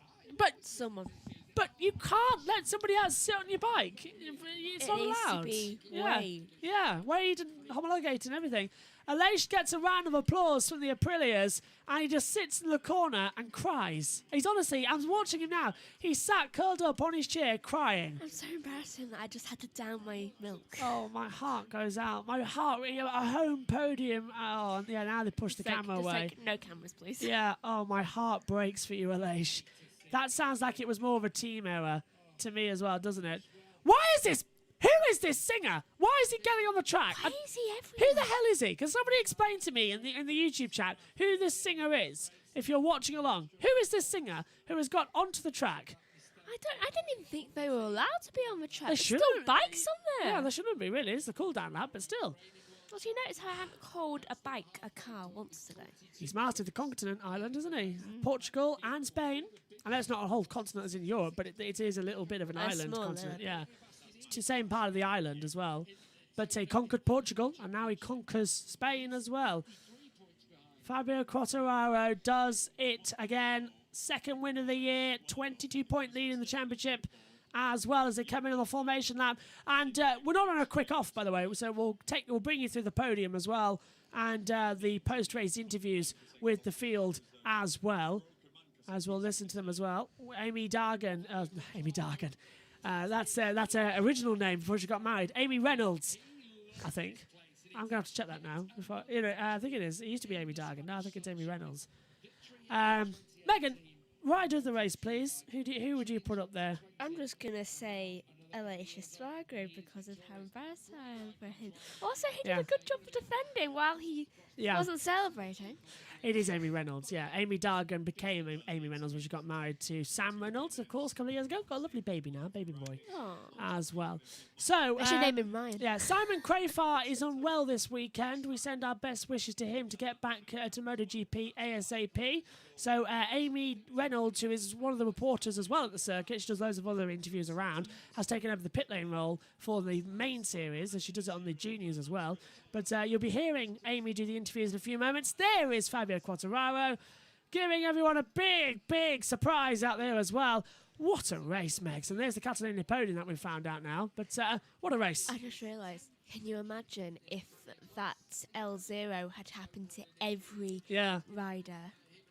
They would have had to go back to the last complete lap. Had to. Julia said, Aleix, you idiot, in the Grid Network group chat. Well, we've got something to talk about later on in the Grid Network. Synthol says, LMAO, how can you make such a mistake? I've never seen it done before. If the flag was out, I could believe it, but the dashboard said L0, so that's even worse. I've never seen such a bad mistake. That's just not good. A reminder, we've got IndyCar coming up later on tonight as well. We're on air at, I believe, 8 o'clock. Oh, being comforted. Yeah. Green flag is at 8:30. That's British summertime. And Alecia's family all the way around there as well. And they're giving him a big round of applause and a big up. And I really do feel for Aleix. I really do. Carmelo Espatola there as well. The Dorna Sports CEO has gone to Aleix to give him a round of applause as well. That's what Camille's all about. That's a good guy right there. Oh, and now it's gloves time. The fans have been allowed onto the circuit. And a reminder, by the way, Catalonia is closer to Quartararo's hometown of Nice than Le Mans was at the French Grand Prix. Nice is closer to Barcelona than it is to Le Mans, the actual French Grand Prix. So all the Quartararo fans have come to this race as well. So it's like a home race for him, even though he's French. It's good that he won it then. I mean, it's closer to where he grew up, so... How that's true, I don't know, considering where Spain is in the world and where France is. Yeah. But that's what I got told by... Didn't realise how big Spain was. That's what I got told by Simon Patterson. Let's have a word then. Johan Zarco finishes third. Unexpected for you, but you've had to work really hard for it over the course of the weekend from where you started out on Friday. Just tell us about that race and how challenging it was. And of course, if you could please just give us a word on what you thought when you saw Aleix make that mistake. It was incredible, this mistake at the end, and really I was so thankful to catch the podium in that situation, because race was quite okay over the beginning when I saw Nakagami coming quite fast in the break and then did a big crash. I could get a few positions, immediately also overtake Paul Espargaro that was in front of me. And then this group of Fabio, Aleix and Martin. Martin was quite strong, and I really tried to handle my rear tire. But even tried to handle it at the maximum as possible to get an advantage at the end. I didn't get the advantage, and even worse at the end. So it was pretty frustrating to miss this speed at the end, because I was the only one with the hard rear, and he should get an advantage, and I didn't get it.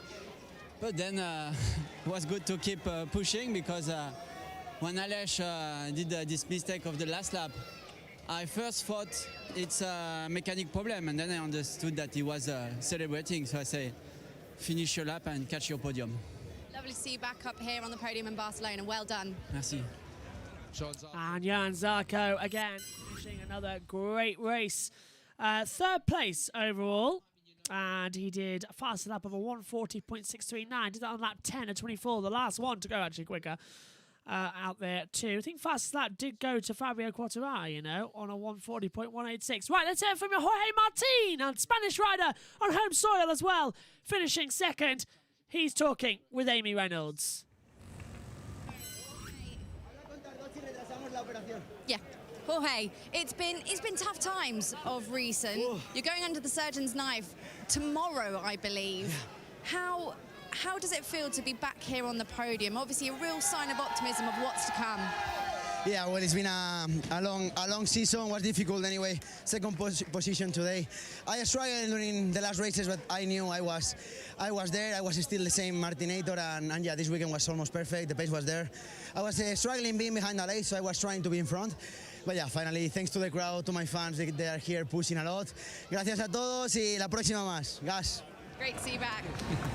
Johan Zarco then, finishing in second position. Did a 140.484 as well on that 324. 6.4 seconds behind Quartararo in the end as well, and would have been third.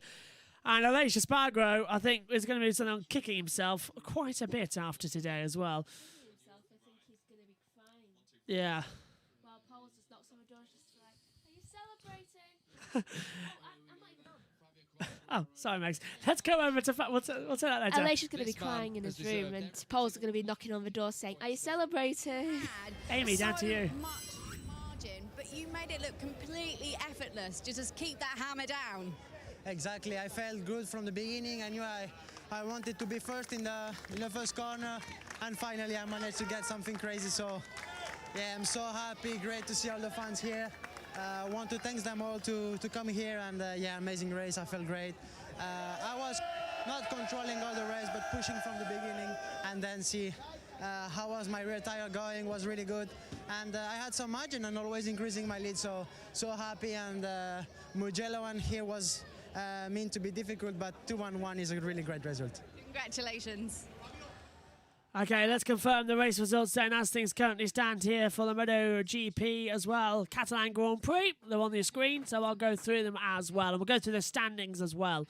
It's Fabio Quartararo who takes victory here at Catalonia as well. 6.4 seconds ahead of Jorge Martin in second. Johan Zarco finishes in third position as well. Fourth for Johan Mir, fifth for Aleix Espargaro. Thinking it was the last lap, was second, dropped down all the way into fifth position. Luca Marini takes sixth. Maverick Vinales is seventh. Brad Binder eighth. Miguel Oliveira ninth. And Alex Marquez starting 25th, makes an impressive run for 10th as well. Some decent points on the board for LCR.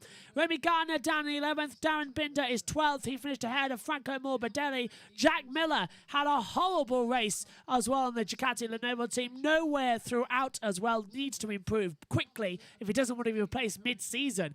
Ralph Fernandez getting the last point as well on the board. And then Michele Pirro in 16th position. Pol Espargaro dropped all the way down to 17th place. He's the last finisher. Andrea Dovizioso retired in the pit lane after a mechanical problem. Fabio Di Gianantonio crashed out, as well as his teammate Nea Bastianini. A really bad day for Grenesci. Marco Bezzecchi retired in the pits. Bagnaia got taken out by Rins and Nakagami. And Stefan Bradl, we understand, got retired as well early on, but has been black flagged according to our monitors. But we know he retired. So that's the results there. In terms of the world standings, if the mouse wants to work, it is Fabio Quartararo who now has a 22-point advantage over Aleix Espargaro here today. Aleix Espargaro, Bastianini and Bagnaia all running into trouble throughout this race as well, costing them a lot. So it's Quartararo leading the way, 147 points. Aleix Espargaro is 125. And Nea Bastianini is on 94. Johan Zarco is on 91. He now moves ahead by 10 points, crucially now, to Francesco Bagnaia, who is now 66 points back from Quartararo. A big run there for the remainder of the season as we enter the second half. Further down, Brad Binder is 6th. He's on 73. Alex Rins and Johan Mir, the two Suzukis, level on points on 69. Jack Miller is on 65. Marc Marquez, not racing today, drops to 10th on 60 points. Miguel Oliveira has 57. Jorge Martin has 51. Maverick Vinales on 46. Luca Marini on 41. Pol Espargaro has 40 points on the board. Drop further down, Taki Nakagami, 38 points in 16th. Marco Bezzecchi has 30 points in 17th. Alex Marquez scores 26 points as well, gets some decent results today and moves up to 18th. Franco Morbidelli, 19th on 22 points. Darren Binder gets points and goes up to 10 into 20th position. Fabio Di Giannantonio, no points today, the same as Andrea Dovizioso. They stay on 8 points. They're now level with Remy Gardner. And Raul Fernandez, the last one with points on the board here at Catalonia. And Megan Birch still with me up here in the commentary box as well, as we are ready now for the podium ceremony as well. I think that filled the time nicely, didn't it, as we watched the riders in the cool-down room. Oh, sorry, say that again, Max. Now you're unmuted. And you really got to stop muting me and then forgetting to unmute me. I know, sorry, I'll get better at that. One day we'll just do a whole race and you won't realise. Well, that happened, didn't we? For a lap or two in Silverstone last year, you were muted. But Yeah. we could hear you perfectly. Usually, if you're muted, we can't hear you because the talkback's down low, but the talkback was up high at the moment, so that didn't work. Okay, Megan, moment of the race then. Who do you think is your deserving moment? I think we all know where it's going to go. Not the start crash. Oh, the start, yeah, the moment. It was also hilarious. Second, Yeah. LA celebrating way too early. Yeah. It just proves that big point, doesn't it? Yeah. Like, don't celebrate early. Yeah, never stop racing until you see the flag and everyone else's marshals out waving flags. Just keep racing. Until you see the winner celebrating, don't celebrate. Yeah, exactly that. Primo Pramat, though, bouncing back after a difficult couple of races, second and third. That's amazing. And onto this podium then. Look at that. Fans, all French, all Fabio Quartararo's. You wouldn't think we're in Catalonia. Good thing, because there's two Frenchmen on Yeah. the podium. Yeah, Sarko and Quartararo, and then there's a Spaniard as well of Martin. So everybody's happy here today as well, out there on the podium as well. It's the brand new podium we saw in Formula One a couple of weeks back. In fact, 3 weeks? 4 weeks? 3 weeks back. 3 Jeez, weeks that ago went we were quick. here for Formula One. Now we're here for Catalonia MotoGP. Oh, quick. Won't be back here for a year though. At least you've only done 2 Catalans, and then you have to do 2 Austrias this year instead of 4 Austrias. Yeah. For Austria's. I was so... Yeah, double Red Bull on both Formula One and I'm MotoGP. just so done with the Austrian Grand Prix still. Are you skipping it this year in Formula One? I don't know, 'cause I'm still done with it. I can't remember if you said that you only do 1 Austria this year in MotoGP. I can't remember if you 4. are skipping F1s or not. I don't think you are. It's a week after Silverstone. Anyway, here we go. 3rd place for Johan Zarco. 2nd place for Jorge Martin. For Johan Zarco, it is podium number 14 of his career. For Jorge Martin, it is podium number, if I had that here, on the board, podium number 6 of his MotoGP career. But for Fabio Quartararo, his 25th MotoGP podium in his 60th Grand Prix start in MotoGP. It's his 10th career victory. A remarkable race as well for him out there. Is this now the champion for 2022 as well as 2021, Fabio? Is he now getting too many points on the board for being consistent? I think he might be. He's getting very, very consistent nowadays, and I think he could Just ride do it, his yeah. way to being. Oh, the- nice. Oh, very nice. Ride his way. second. Yeah. Having his second one. 2 championships in a row. The winner's trophy was presented to Fabio Quartararo, and the constructor's trophy to Yamaha as well. Beautiful circuit design trophy as well. It's a brake disc gear with the track engraved on it as well. It's a lovely little trophy. I remember when those 2 Prosecco bottles at the side used to be real. They used to be full of Prosecco. At the end of the season, they used to be opened up, and they used to put pressure gas in it, so it shot up in the air. I can't imagine that'll be safe. Well, it was all right, but then now they're just inflatable now. It sort of makes a mockery of it all, really. But at least the champagne time, the Prosecco, is just the celebrations as well. Pierre Rodrigo, the Montemelio Mare as well. Beautiful, beautiful part of Spain, Montemelio as well. Although an hour away is Girona, and oh my God, is Girona beautiful. Absolutely. Every time we see this track, I always want to go back there. It's like a part of me is still there. It's weird. So many emotions that living week. it up.